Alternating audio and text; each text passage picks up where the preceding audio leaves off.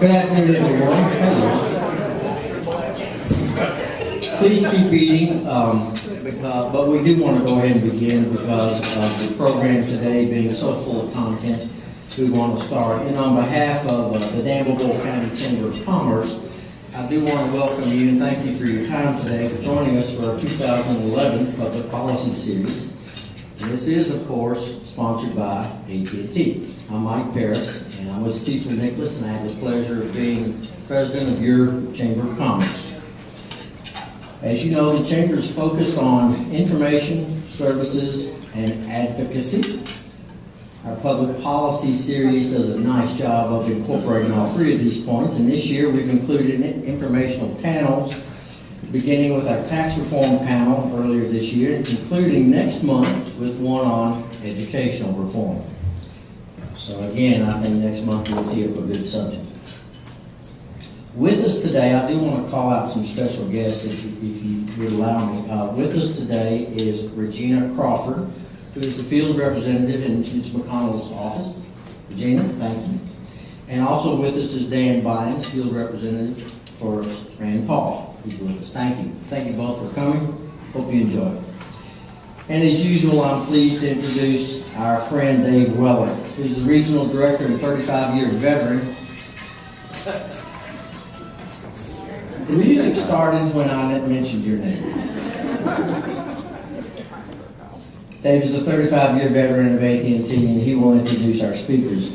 Dave has also brought with him Amy Scarborough, the executive director for external and legislative affairs for AT&T, and Nancy Jarrett. Nancy, regional manager at AT&T. We thank you for coming. Dave, as you represent AT&T, our corporate sponsor for the Public Policy Series for the second year in a row, we thank you. Dave is also founder and CEO of Weller Communications, and that works with business and nonprofits in facilitating leadership skill development and increasing creativity and effective team building. Dave also does executive coaching for corporate clients as well as political campaigns. And again, I can't say this enough how very grateful we are to the sponsorship of AT&T through Dave Weller.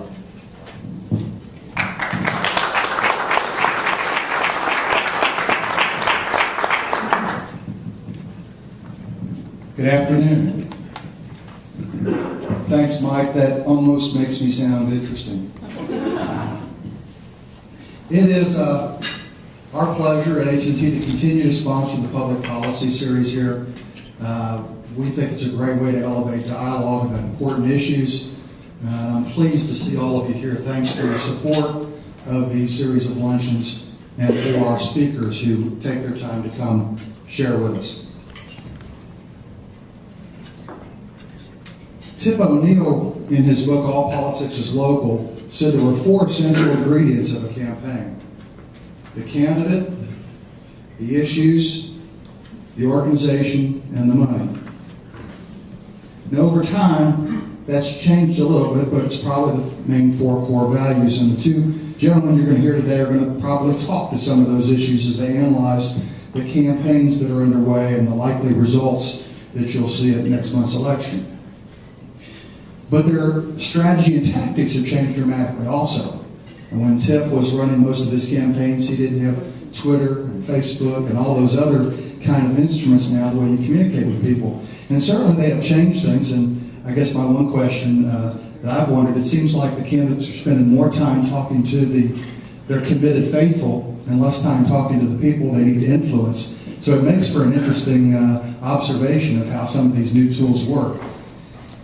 But I will say that one of the reasons I think you're seeing them spend so much time, the candidates, is a real simple one. Ken Mellman, the national campaign chairman for Bush a few years ago, said one time, he said, if you analyze, thanks, Charlie, if you analyze the races over there and the parties that are successful, it tends to be those that have figured out how to master the new media of the era, whether it's direct mail, whether it's emails, whatever it is, and certainly the social media of the day is defining the new platform on which politics is played, especially considering the diversification, particularly the defragmentation of the target audiences that they're having to face with. The two people that we have today with us are two veterans who have a long history in looking at the political landscape. Al Cross, who is here, is going to join us up front in just a minute, is the director of the Institute for Rural Journalism and Community Issues based at the University of Kentucky. He's also assistant professor at USK School of Journalism and Telecommunications. But he's also a 26-year veteran of Courier-Journal, and last 15 and a half is the chief political writer, and is still a regular columnist for the newspaper. He received a recent designation as the Wells Memorial Key recipient. Congratulations to him. He is a graduate of Western Kentucky University, and I can tell you that a quote of his is inside the media building on the wall, and so that already impresses me. When someone makes you a part of their building, that's sort of a legacy that you have to live up to, right, Al? I suppose. And of course, he's married to Patty, and they are living in Frankfort, Kentucky. John David Dyche is a native of London, Kentucky, and a graduate of Center College.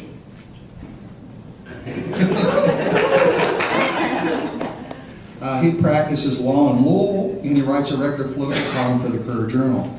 You also see both of these gentlemen on KET on a regular basis, and John David has also appeared on shows like the Sean Hannity Show, CCMN's Washington Journal, and he's also an author, having helped write the political biography of Senator Mitch McConnell called Republican Leader. Would you welcome these two gentlemen to the podium? I'm going to put a shameless plug for the book.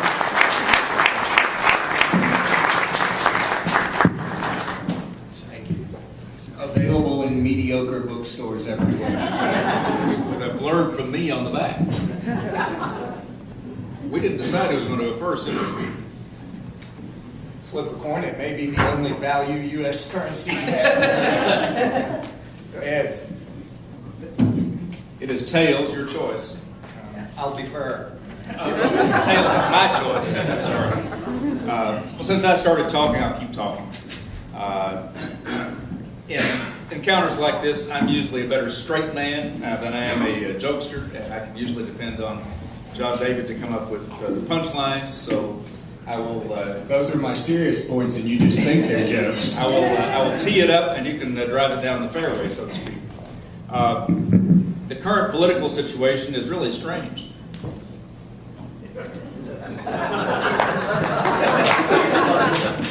And, you know, I stopped to make you think for a minute. Where is it strange? Well, it's strange here in the state. It's strange in Washington, too, but it's really sad in Washington. Don't get me started about Washington. I think we're here mainly to talk about the state of politics in Kentucky. And a few months ago, I wrote a column in which I said that we were going to have a governor's race for the ages. We had an incumbent governor who was very experienced in the ways of politics, been in politics for a long time, even though he was out for a while, and a very accomplished legislator who Senator McConnell has called the most significant Republican ever to serve in Frankfort, a guy who understands political strategy, could raise money, and you know, I was looking forward to a great governor's race. Well, it didn't happen. And I think David Williams would like to blame the media for that, the media representations of him. And certainly the media have amplified the things that he's done, but it's basically the things that he's done or not done that have made people not like him. And I say this with sadness, because I have known David Williams for 45 years. Our first encounter was at a Babe Ruth League All-Star game between Albany and Burkesville. He was the scorekeeper for Burkesville, I was the scorekeeper for Albany, and we had to agree on what was a hit and what was an error. We didn't disagree that day, and we haven't disagreed about a whole lot since. But I think that David's gotten himself into a race without observing the fundamental advice that I have learned to give politicians after covering them for over 30 years. Know yourself and see yourself as others see you. I think he did not appreciate the full depth of the dislike in which he is held. 30% of Republicans like the guy. The rest of them don't have an opinion or dislike him. That is horrible.